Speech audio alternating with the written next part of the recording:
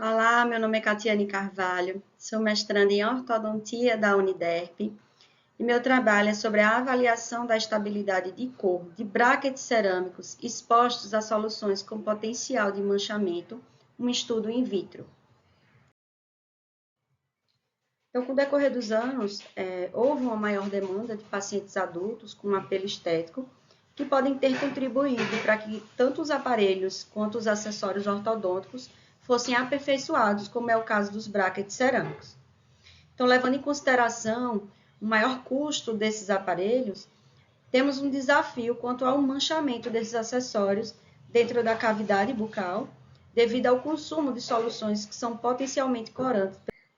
Então, o objetivo desse estudo consistiu em avaliar a estabilidade de cor desses brackets estéticos cerâmicos, comparando o grau da pigmentação quando imersos em saliva artificial ou na presença de alimentos com potencial de pigmentação.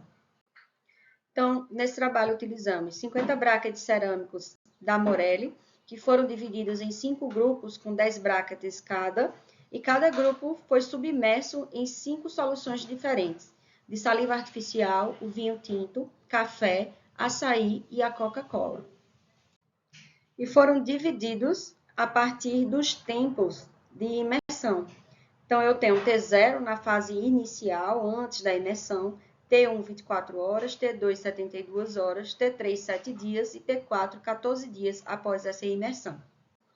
Então, o primeiro grupo foi armazenado em saliva artificial e utilizado como um grupo controle. Os outros grupos foram acondicionados em recipientes de acordo com suas soluções e permaneceram em estufa a 37 graus para simular um ambiente bucal. E a avaliação da alteração de cor foi realizada por meio de fotografias e medidos os valores numéricos em RGB para cada tempo e em cada solução por meio do software Adobe. Então, para o grupo T1 de 24 horas, eu tenho as fotografias dos grupos de brackets de acordo com as suas soluções e tenho o T4 após 14 dias com os mesmos grupos, né, nas soluções de água destilada com açaí, da solução de saliva artificial, da água destilada com café, a água destilada com Coca-Cola e a água destilada com vinho tinto. Então, foi realizada uma análise estatística com um teste de normalidade de Shapiro-Wilk e um teste de análise de variância a 2 critérios e o teste de Tukey, né? E foi adotado um nível de significância de 5% para todas as análises. Então, como resultado dos gráficos, né, eu tenho uma comparação entre a solução e o tempo. No gráfico 1, eu tenho os valores de RGB antes da imersão. No gráfico 2, os valores de RGB após 24 horas. No gráfico 3, os valores de RGB após 72 horas. No gráfico 4, os valores de RGB após 7 dias. E o gráfico 5, os valores de RGB após 14 dias.